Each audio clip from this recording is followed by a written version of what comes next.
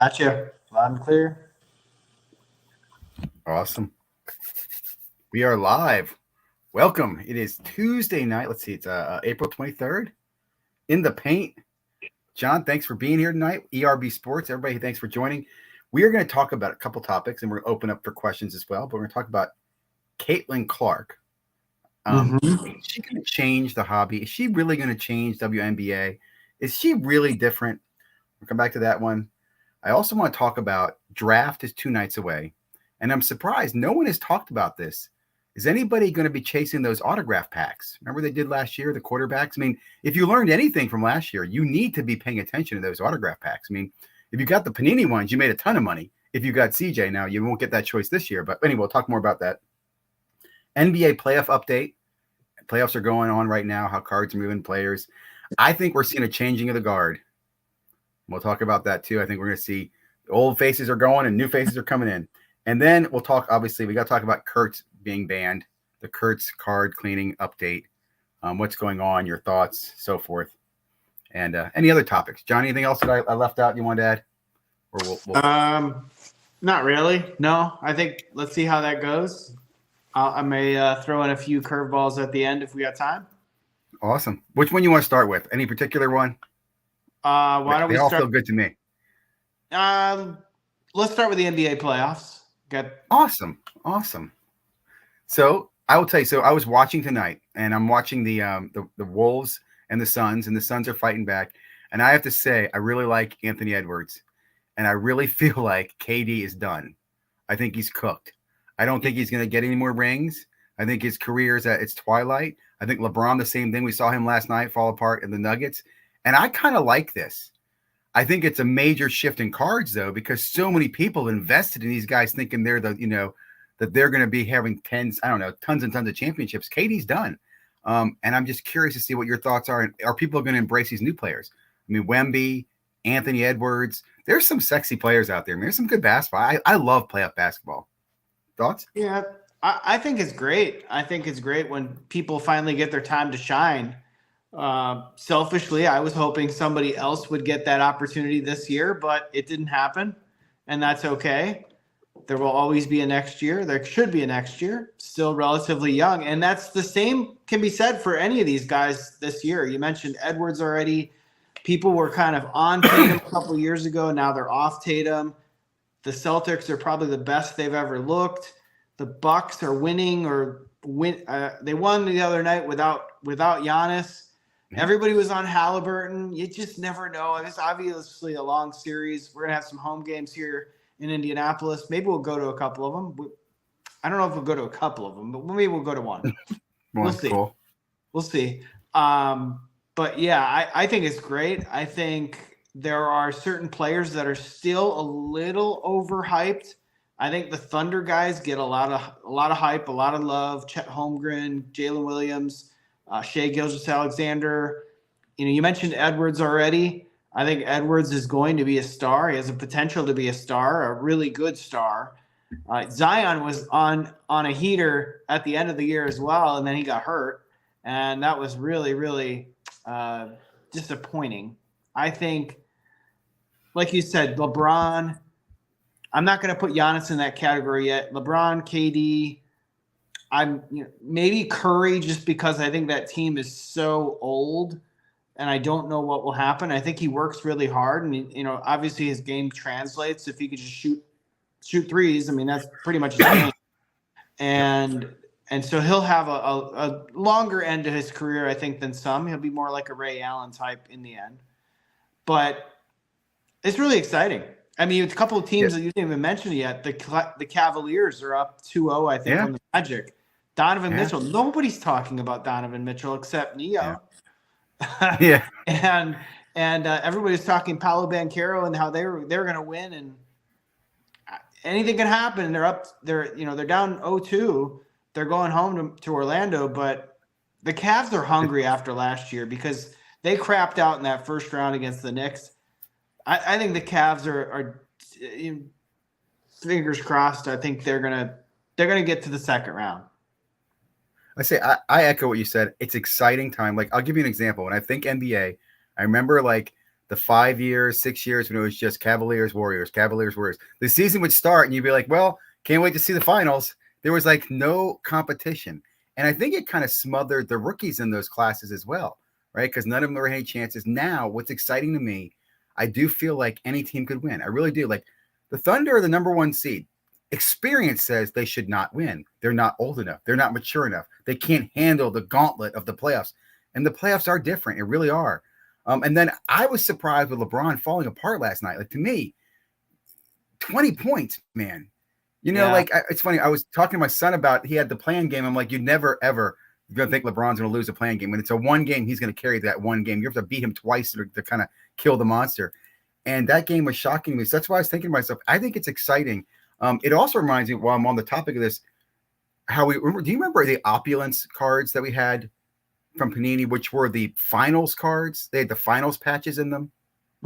I think I remember them, but I don't remember when they were around. So I think they came out, I want to say they were during the Warriors LeBron decade, right? Mm-hmm. Because so Opulence was a really, really cool set. I think they ended in 22, 23, but what made them very good was the patches were game-worn finals patches, which was very, very rare.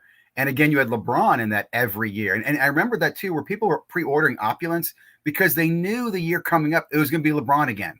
Like there wasn't even a doubt. It was like, well, I guess it's going to be Warriors and LeBron. So it was funny how much people put into that. And I say that because I want to just, recommend Panini in the background here, because they did make a really damn good product back then. I mean, that was finals game-worn product. And what happened was it became so expensive, they couldn't make that product anymore. At least I don't think it's made anymore. I don't know if the chat knows anything about it, but it was a really cool finals product I used to look forward to. I think about it, but I don't know. I don't think there's any recent ones of it. In a couple of years, when I think it's all under the Fanatics and Topps umbrella, and I don't know if they're going to bring over the Panini products. I mean, unless there's some Hail Mary when it comes to the lawsuit or whatever that Panini filed against Topps/Fanatics. I would say there's a lot of cool things that they could do. I'm always a little leery that they're going to try and pump up the prices too much and therefore price a lot of people out who don't have a ton of money. I think that would be really disappointing, but it could be really interesting to think that you could actually kind of have autographs and other things inserted as the playoffs goes along and sort of highlights the milestones that people accomplish. I think that'd be really cool, but it can't come fast enough to find out what we're actually going to get. I would say I have to assume that's going to come. Like I love what they did with the NBA, the MLB, Major League Baseball, the patches. You can assume that with the other solution, the other products coming out. I am concerned about price. What I would say, I was thinking about this, is that the investor gambler in me does believe though that you could hustle your way into sports cards and get your way up to that bigger stuff. It's the only gamble like that. And let me just clarify, they're all gambles, but I don't think you can go to a casino and play blackjack for so many hours and walk out there being at the high rollers table at the end of the day. I do think in sports cards, you can come in there by buying and selling retail Prism, and next thing you know, you're buying into some bigger, products at hobby or whatever. So that's what I'm saying, where I think it gives you the opportunity where you could get that chase at something bigger or buy something that's desirable. And I'm excited about it. Like I said, I'll tell you what, too. I'm also disappointed we haven't seen anything from Fanatics when it came to the NBA or the NFL. Didn't they brag last year they're going to be an NBA Chrome product? They last did. Year? Remember that? I think they really did talk a lot about how they were going to be getting NBA licensed cards sooner rather than later, and we still haven't seen any of them. We've seen the Wembanyama non-licensed cards, and maybe that's what they were alluding to, but I was a little disappointed that we didn't see a flagship product of some sort. Yeah. I want to say the quote was Chrome. Yeah, I thought the quote was when it was coming out Chrome. Yeah, really disappointed in that. And I'd also say too, it concerns me with things like I think they've done a poor job managing this autographs of these players. They signed all these exclusives. They created, like last year, I can tell you, I sat there cocky thinking, well, they'll probably just come out with a Topps unlicensed version if you want to go after it, but there'll be autographs. And what they do, they sat on several of some of these players and no autographs at all. I mean, like Will Levis, nothing, not much from Young. So it's been, I would say, very disappointing. It's been very dry, and I think that's really been disappointing to see as a consumer who would be willing to stick some money into some of those guys. I mean, the fact that they haven't done any of that except for the headliners, the CJ Stroud and the Victor, just basically saying, I think what they're doing is I think they're waiting for Will Levis to be good. And then they're going to go a little heavier on him. I don't think they're going to go in with some of these players that they've signed at the floor. They're just not going to do that. And but again, they can set the floor. Here's what bothers me, I'll tell you, and this will hit a couple of topics. The one thing I feel firm about is that a rookie year autograph has meaning. Okay, because it is the year that the individual becomes a professional, and it is 1 year, which often is one season, that they can sign for that. After that, they're a vet, and they can sign the rest of their lives as vets. And that's why I think the rookie year is so important. So if you're going to tell me you're going to come out with Levis autographs next year, I'm going to sit there and say they cannot be considered rookie autographs. They're limited. And then here's the thing I'm concerned about is, did you make the market better or did you make the market worse when it comes to autographs? Are you inflating value? And I would tie this in a couple of things. You heard about the Michael Jordan signing that happened recently, the private signing. Did you hear about this? I did, yeah. Okay. And then you heard about the Brady signing that took place, right? There was a catastrophe. Did you hear about this one? I think I briefly saw a snippet on it, but I didn't actually hear about it.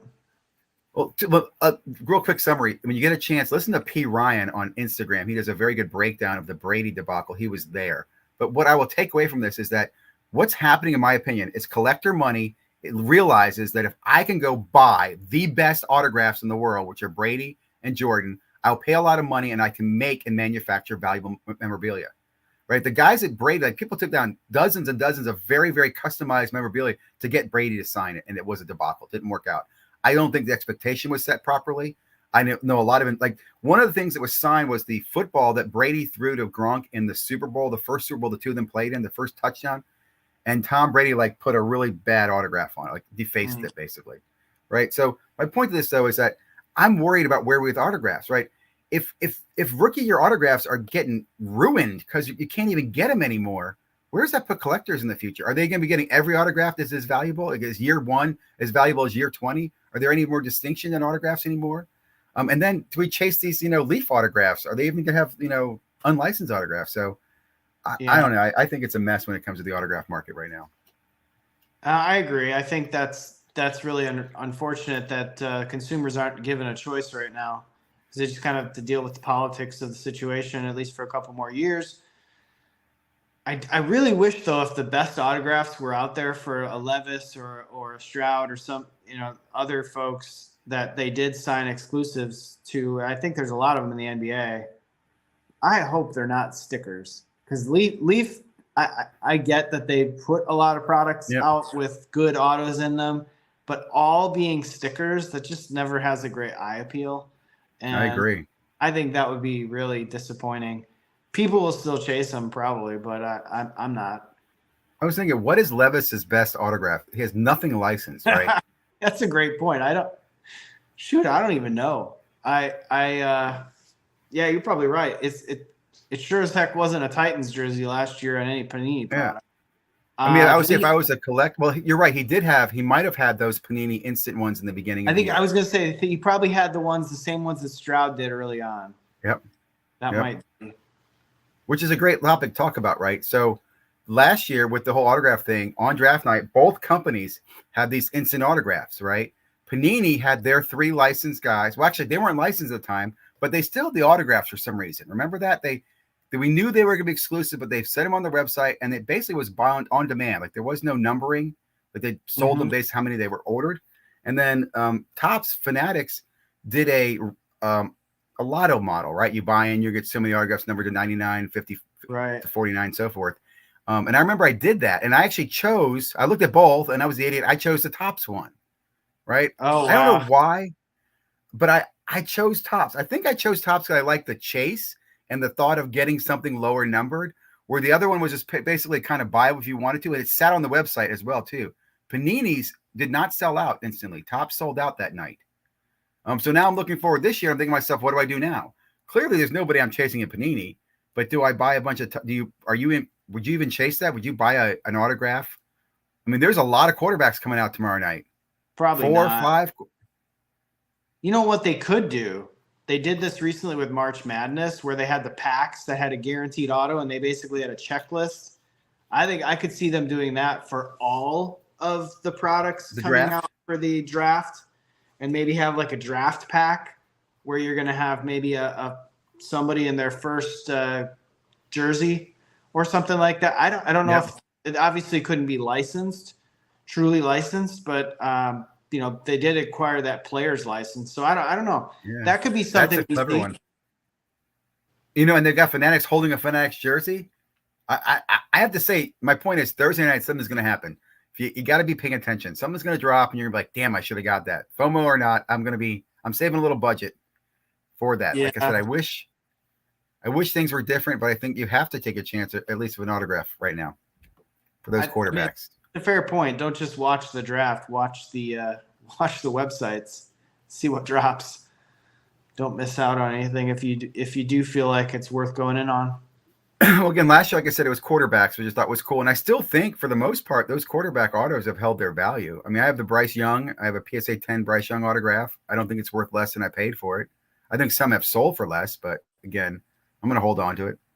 I wish I got CJ Stroud, but I was actually, who knew? I mean, who knew? Who knew, right? Yeah, you took a gamble there. Do you get the number 1 pick or the number 2 pick? And that was a tough call at the time. Well, again, yeah, no one, I would say too, I was definitely more negative on CJ and the Texans. I would not have guessed he would have had as good of a season. And I think more people maybe thought Levis was going to have a better season. He didn't start playing until later. Are you following this year's draft? Are you going to, like, your thoughts on any of the players or where they're going? And I haven't looked at a ton of it, but obviously I'm going to pay a little bit of attention to on draft night, just out of curiosity. I would say I am still waiting for that shoe to drop where people don't go crazy buying the quarterbacks for once in a generation, to not feel like you're going to miss out. You might end up with another CJ Stroud situation where you're going to have something that was $100 can become $2,000. You might have that, but there's just been so many bad examples lately of guys that have crapped out, ended up on different teams, were not worth near what people were paying for them. And I'm still waiting for that shoe to drop, where people are a little more skeptical going in, but probably not Thursday. It's funny. I don't see it changing. I was listening to this, I think it was Sports Card Professor did a great video, and he's focusing on what happened to the dude that the 49ers drafted who went to the Cowboys. I heard he got cut recently. Trey Lance, yeah. Yeah, is he really cut? I mean, is he a free agent? And then Josh Rosen. So here's my thought on this though. You cannot confuse logic and emotion. The hobby is not about logic, guys. Logically, we can look at the graphs and charts. Logically, we know it's going to happen. It just continues to happen. So knowing that, it's kind of like saying, hey, the waves are going to come and they crash on this beach every Sunday. Are you going to come surfing with me? And that's why I feel like it. Like what I'm excited about is seeing how the players fall, how that's going to impact other players' values, right? Because wide receiver values will change and stuff like that. I will not chase any of these damn quarterbacks in any of the new products, right? I'm not going to touch any draft products or unlicensed garbage, but I will wait. And when Prism comes out again, and hopefully it comes out late again next year, I think it's another great opportunity to go out and get a lot of great cards where you can then turn them in for money. Because again, for some reason, it continues to do that. It repeats. It's a rinse and repeat thing. Logically, you should not do it. Logically, I don't know who buys the first one at, who buys the Mac Jones at $1,000 for the PSA 10 Donruss when we all say to everybody, wait for Optic, man. It just happens, I think part of it is just, it's a churn of the machine. I'm saying, like, it's just expected now. And more people participate in it than ever before. Like I was listening to, I think it was Chasing Cardboard, and one of the guys made a comment on there. He goes, I just like going into buying a retail box, ripping open a silver prism and selling it. I mean, who doesn't? And it's so easy now. You know what I'm saying? So in those football products, you have quarterbacks, you have wide receivers. So people take these gambles, and for whatever reason, they're not going to stop doing it, man. I don't recommend it. Like, I'll tell you, don't do it. But I'm going to be doing it, so I'm going to have fun on it. So I'm looking forward to draft night. Looking forward to what's going to happen. Let me change a little topic here and go back to the NBA and WNBA. Yep. Is Caitlin Clark going to change this world, change this landscape? Is she going to change collecting? Are you buying her products next year? I think my wife will. Really? Yeah, I think she asked me, she said, is there going to be a chance to get Caitlin Clark cards? And I said, well, probably. I think she's exclusive to Panini. You might hate their products, but she'll be in Prism.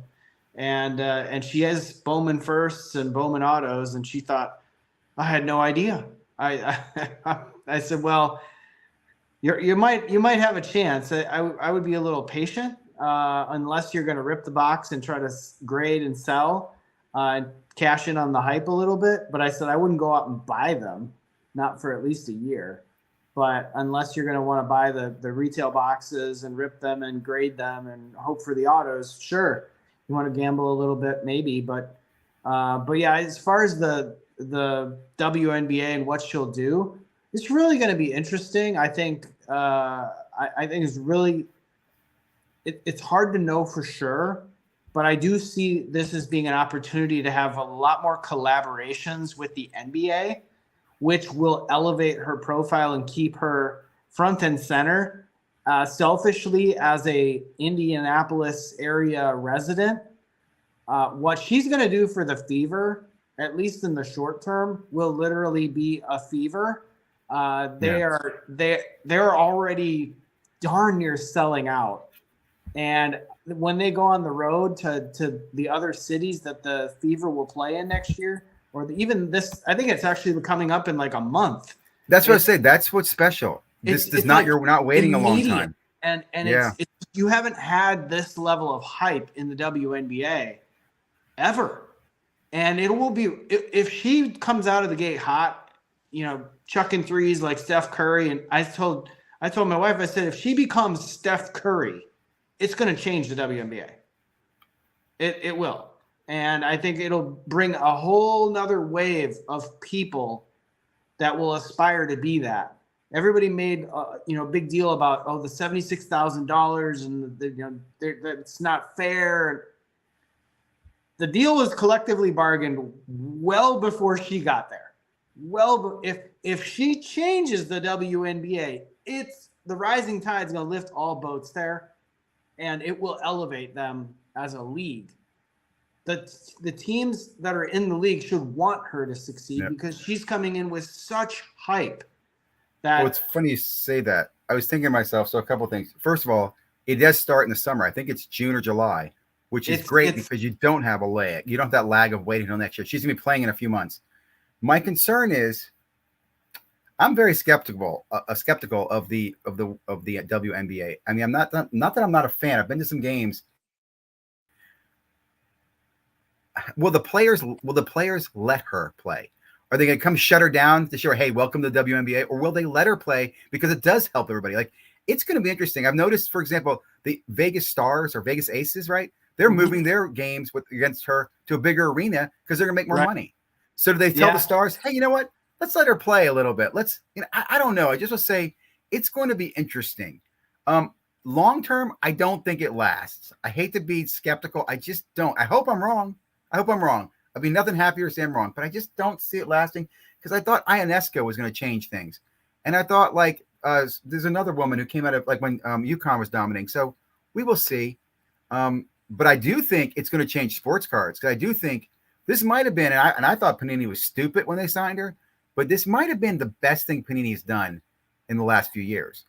It might save the company. It might make them attractive enough where Fanatics actually buys them after 2 years of Panini might sit there milking the current license, then be able to move the WNBA and go, hey, now you want to buy me? And they might just buy them for the licenses and buy the WNBA.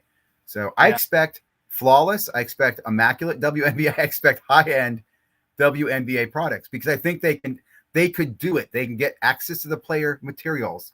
They can get on-card autos. You know what I'm saying? Like, if they do it well, they could at least make a set or two that goes out, like blazing glory. So that I'll tell you, this is my point to that. I will buy breaks of Indiana because I don't want any of the other players. You know what I'm saying? I have no idea who the hell they are. Don't tell me they're going to be great too. I don't care who Angel Reese is. I don't care who the other girl is. I will buy breaks of Indiana because I do think there's money in the short term, maybe 1 or 2 years. And if it doesn't, maybe it works out, you save a few. But I think it'd be a fun one to chase in breaks. No, I agree. I think it's great that somebody came to our state that wanted to play here, that came and I have had this debate with Step in the Box on his channel.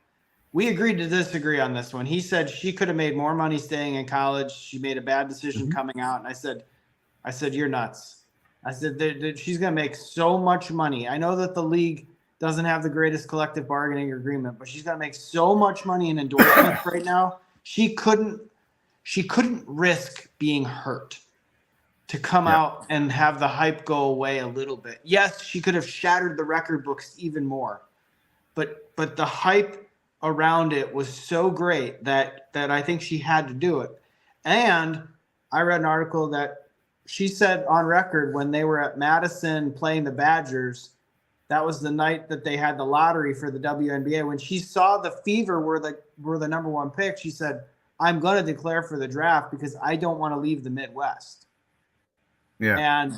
And so that I think that's really cool. As a Midwestern person myself, I came back to the Midwest after spending some time on the West Coast, and I love it here. I don't think I'll ever leave. I will visit other places, no doubt, but I think it's cool that somebody like that really wanted to play here, wanted to make a home here, at least temporarily, where they could have easily said, I want to go to LA. I want to go to New York.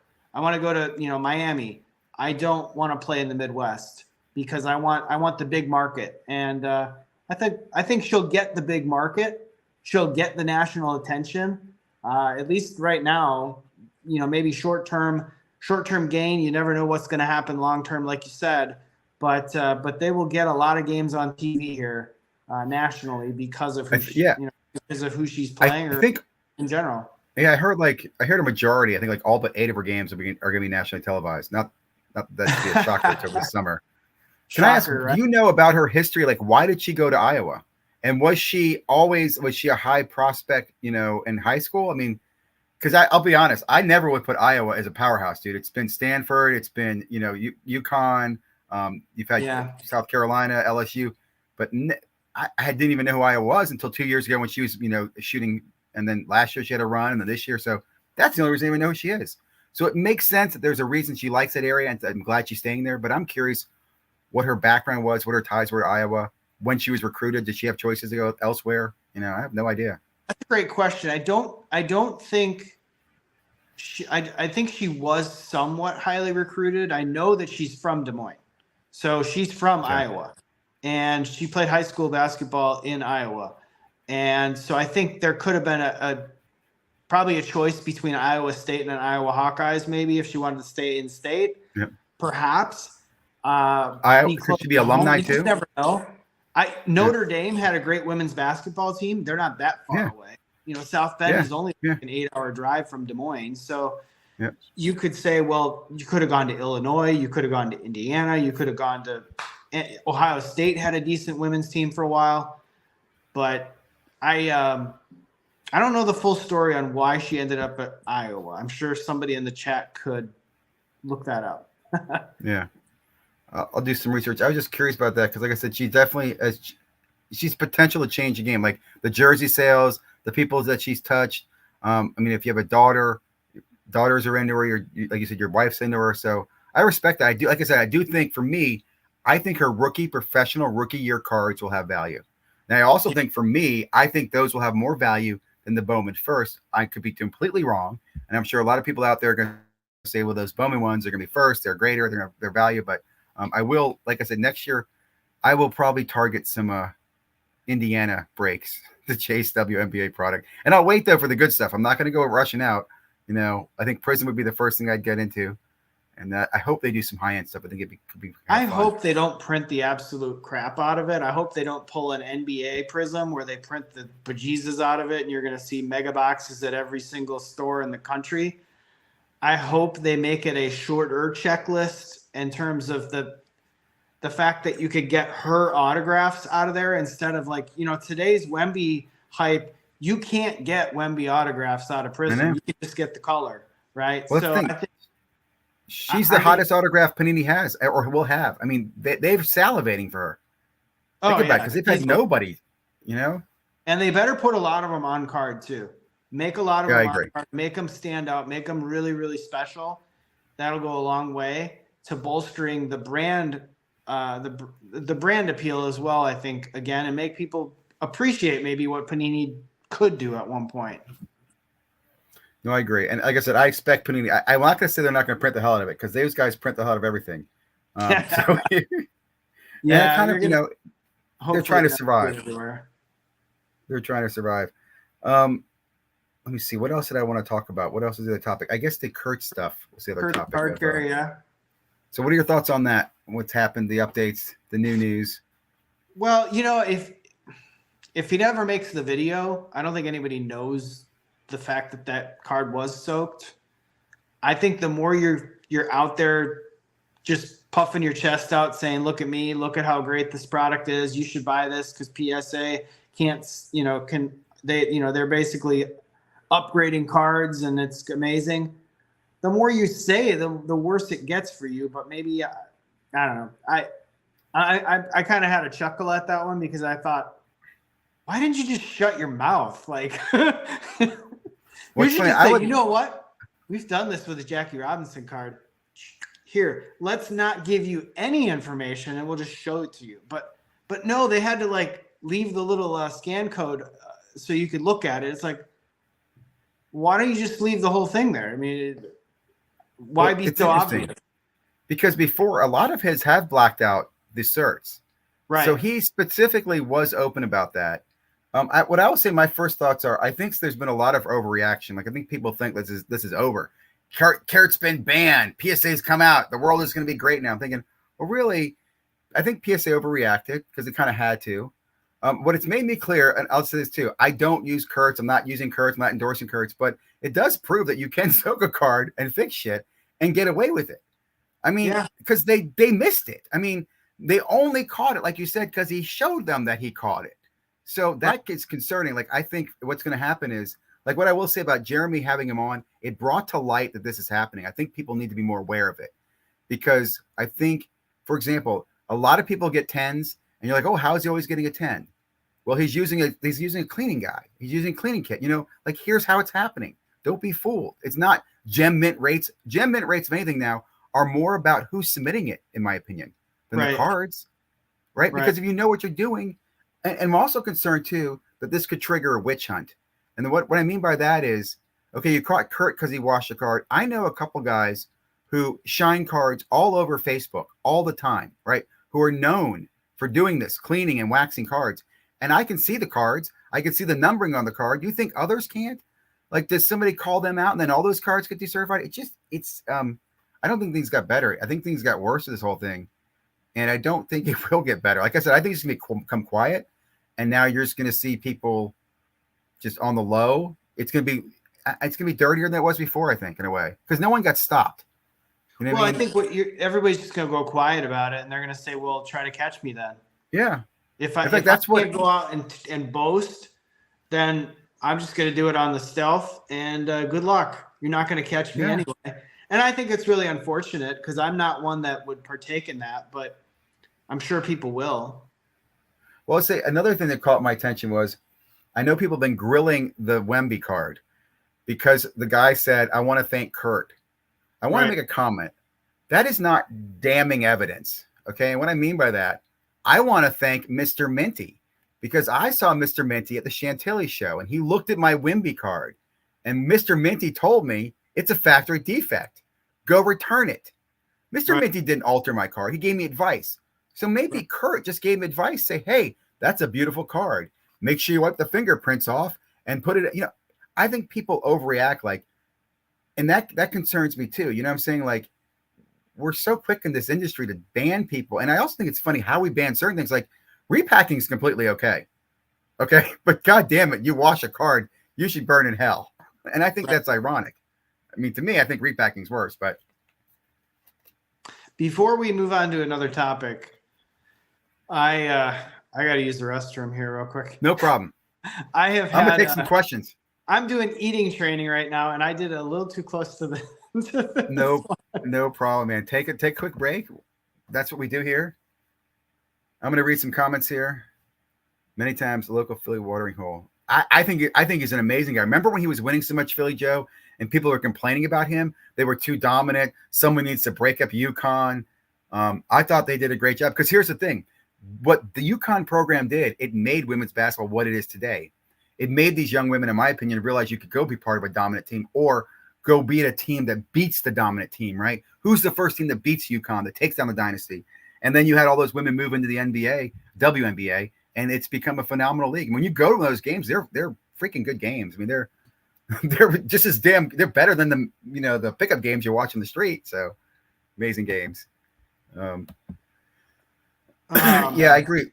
So we're kind of just talking about lack of evidence and the kind of the I guess I don't know. I just think it's the attacks on the people. Like Sports Card Radio is going off about Kurt's card care guy and how he's the devil and all stuff.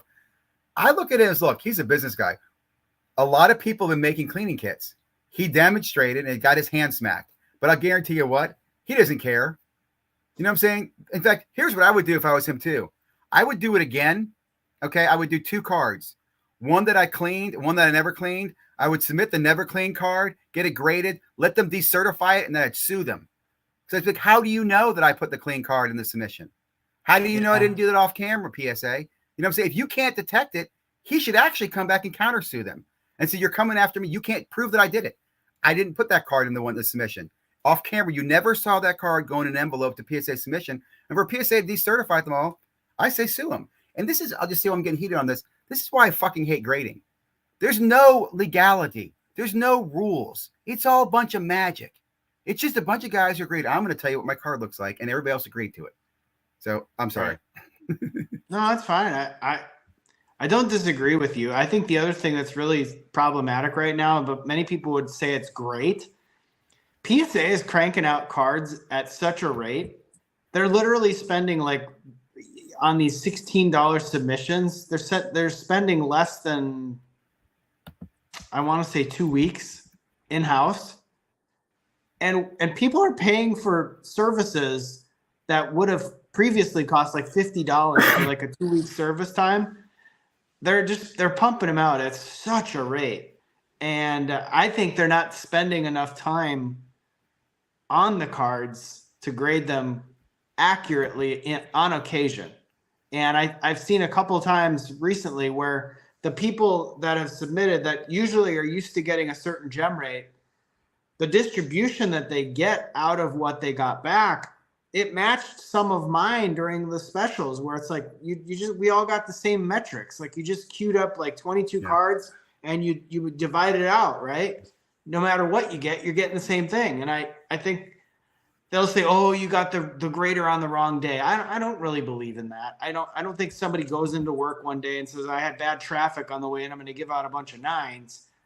I think they got a lot of inexperienced people. That's a little bit problematic because they've exploded in the grading service that they offer in terms of the number of locations, the people, et cetera, et cetera.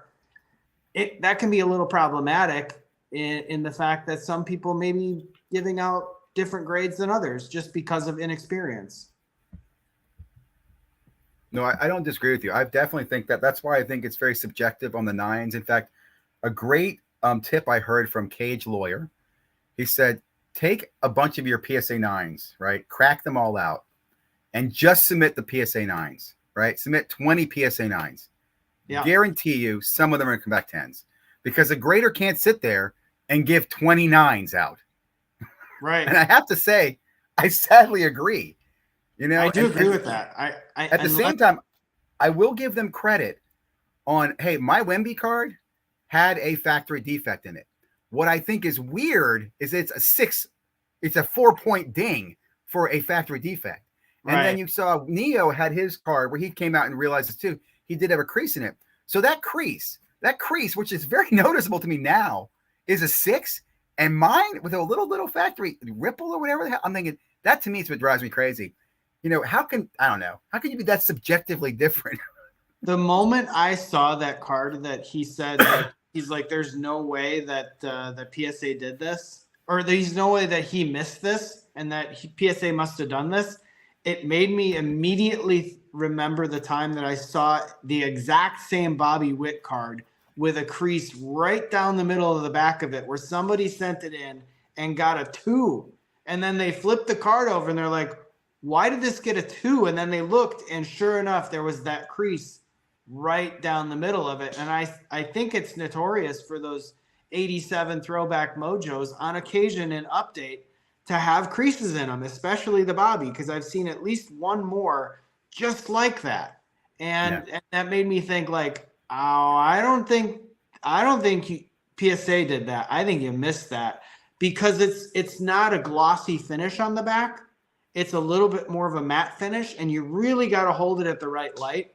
I even experimented with a couple cards that I had just to see, like, would I be able to see it? And if you don't hold it at the right light, you will miss it. Yeah, no, I agree. And that's why I'll say too, when people say, oh, are you blind? How you miss it? I will send a lot of stuff to PSA because I will accept the rejection. I'll accept the 9 or 10 or the 8 or whatever, because you're right. You don't see everything. You know what I'm saying? I guess that's just part of the business. Maybe that's part of the subjectiveness. I want to respond here to this comment. It's not magic. There are standards. Well, when I was in college, I used to have standards when I used to go out drinking with my friends that I was only going to sleep with a 10. And then I would always end up with like a 7 or a 6 because my standards would change over the night as the night got longer and the more I drank. And that is why I look at PSA. PSA standards are the same way, depending on how much they drink. If standards were standards, how is a 9 not always a 9? I mean, even like the serial number 9s go back and sometimes they come back a 10. And that's what drives me crazy. If they really, really had the accuracy there, if they really were fingerprinting stuff, and you saw people commenting saying, yep, I sent this card in, got the same grade, then I'd start believing it. But until then, I still think it's, like you said, it's fast grading. They have a great system. They have a processing plant. They have the Ford assembly line of sports card grading. And from what I hear, it's going to get better this week, right? There's another announcement coming out this week, which I personally think to myself, I don't know what else PSA could do, but more to come on the PSA empire as it continues to grow. Oh, as far as acquisitions go, or something else? Well, Jeff was hinting at some major announcement that Chris Hoge, is it Chris Hoge? Mark Hoge was in the office this week. And then Neo mentioned as well. There's someone, which made me think to myself, why is there some secret that you're telling everybody that you have to wait a few days? Like, you're not a public company. Like, who cares? Like, really? Like, the only people are going to care are going to be like, a handful of YouTube people.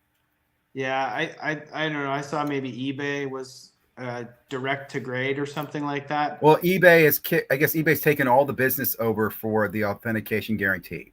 It's not going to be CGC Oh, is that anymore. right? That was one of the announcents that came out earlier this week.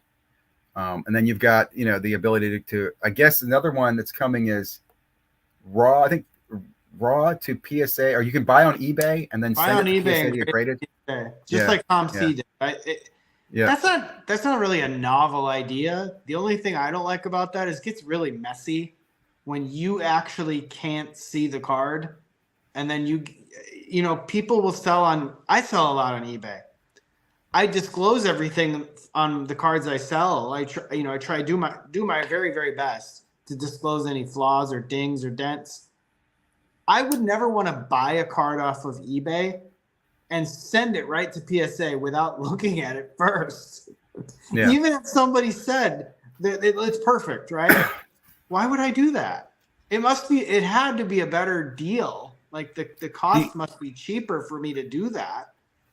The only exception where I did this was I did do the e-pack, where I bought e-packs, and then I could send them directly to ComC to CGC at the time and got them graded, and I thought that'd be fine. I never looked at the card. That did not work well for me. I got 9s, but I agree with you.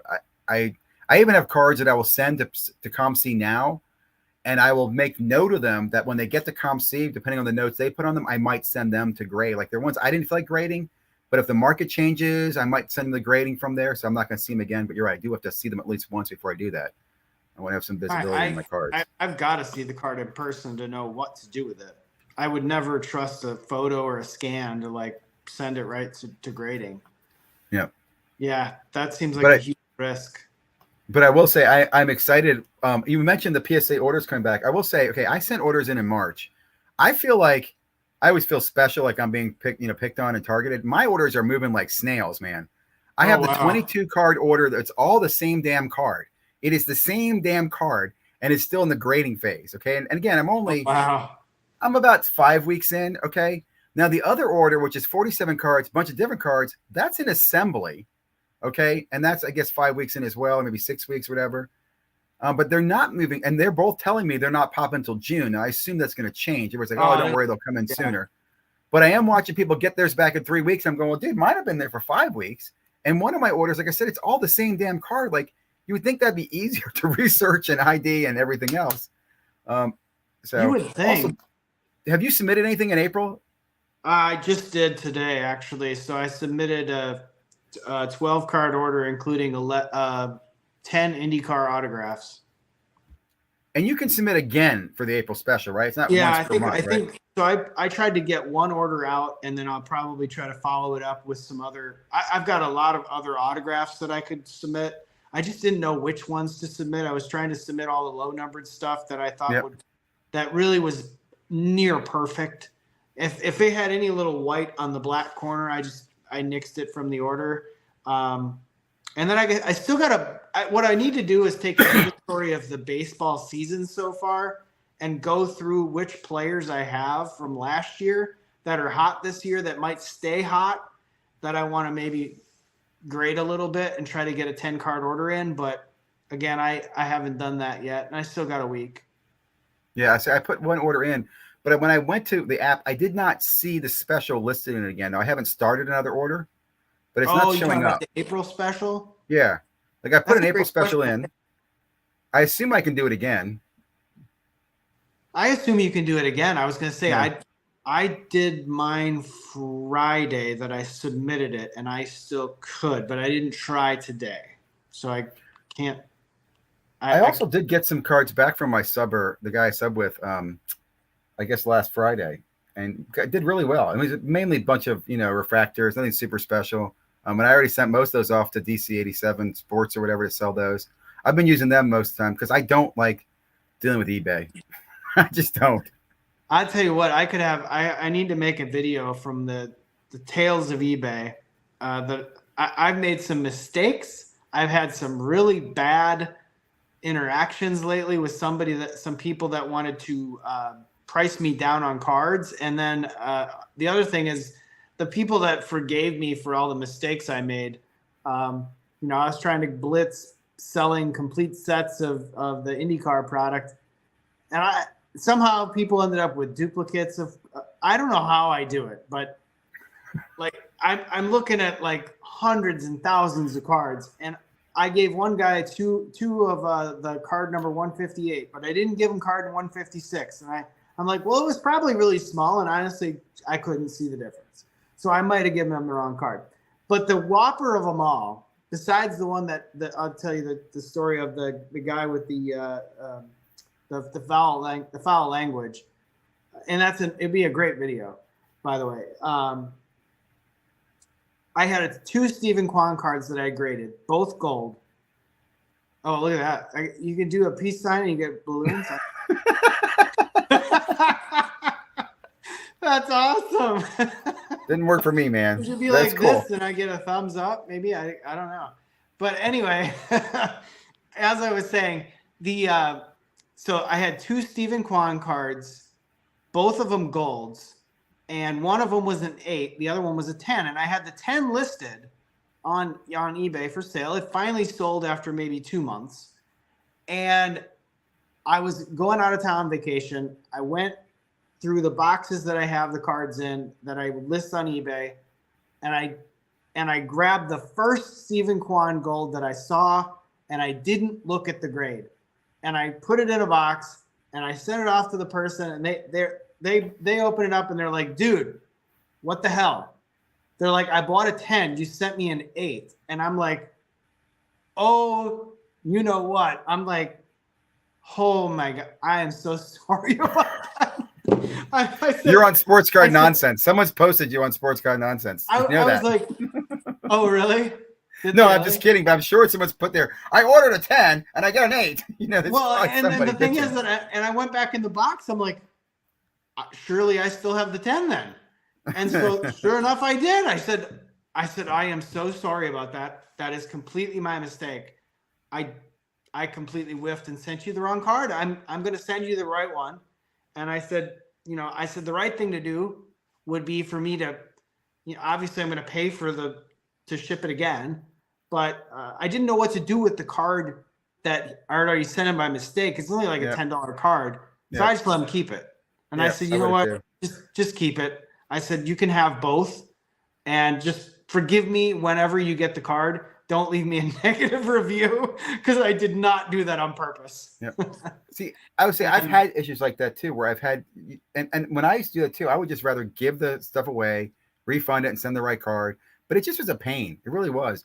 It was a pain, yeah, but So, and also raw cards. I hate selling raw cards because even you write the descriptions, there's somebody who's always complaining, and I would, get paranoid. Maybe they're damaging the card. Maybe they're sending back the crappy card. So I just stopped using. Like I use eBay right now for my Funko Pops, and even that's a nightmare. So most of my stuff I use DC87 or DC Sports. I feel like they do a great job. It's a cesspool. I will say one more funny story. So one of the autographs I have is a nice autograph out of 49 for the last year's series champion. I had it listed for $150 or best offer. No, I actually it was $150 firm. And somebody replied and said, "What's the best you can give me on that card?" And I thought about it, and then I didn't reply, and I was just like, no, I'm firm. I didn't reply, and I didn't reply to them. And then somebody bought the card literally in the next 2 hours because I knew it would sell because he's a hot driver. The guy sends back thanks, and then he just puts MF, and I can only fill in the blank what MF meant. Thanks, mother. And I was like, why are you mad at me? Because I didn't give you a deal on the card that I knew would sell for $150? No. Yeah, so you paid, yeah. No, I'm not going to do that. Mm-hmm. So eBay can be a little bit of a cesspool at times in terms of, people expecting a deal and then getting disappointed when they don't want to pay them the market rate for something. And then it gets gobbled up right underneath their nose. And they're like, well, thanks a lot. I'm like, well, I'm impressed with people who can run the stores and who do a good job, because the customer service part to me is the hardest part of that. It really is. It's dealing with different people and the different attitudes. So Philly Joe's question, my experience with DC87, I really like them a lot. I'm not sponsored by them. I don't use, no reason for me to recommend them. They're close to me in Virginia, so I can ship to them very fast.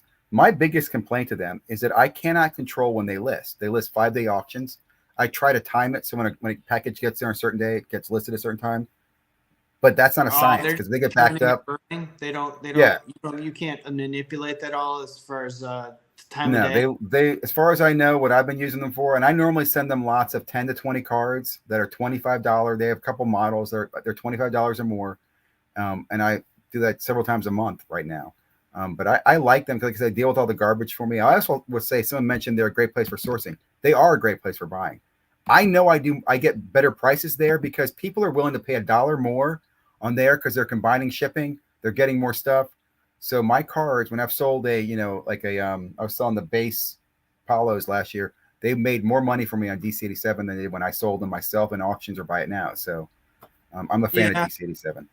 People pay a little bit more sometimes for the, people say it's shill bid or whatever, but I don't agree with that. Not in all cases, but I think many times the bigger houses will garner a premium just because people are a little skeptical about somebody with low feedback. Yeah, and absolutely. my feedback's up to like almost 600. DC Sports is probably at like 60,000 or whatever.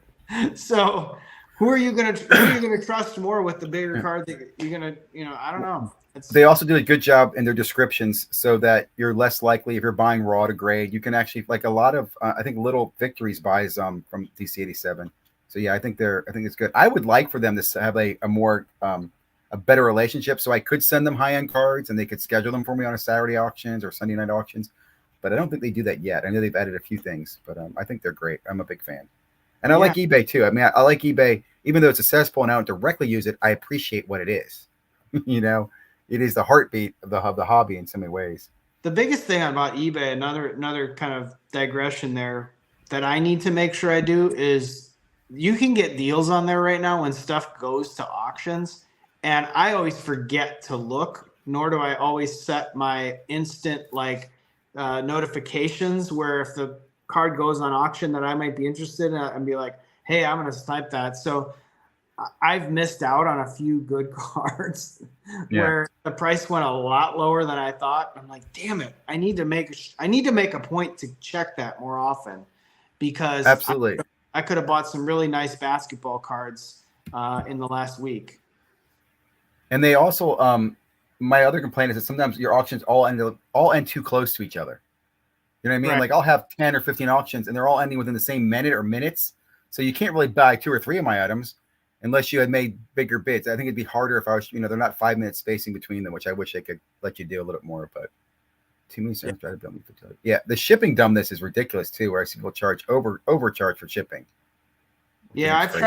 I've had a few people ask me about that and they've been a little leery to buy multiples because they thought I would charge for shipping. And I said, look, if you tell me, if I try to set it up where I'm doing combined shipping, but honestly, if it doesn't do that for you, just tell me and I'll refund you the difference.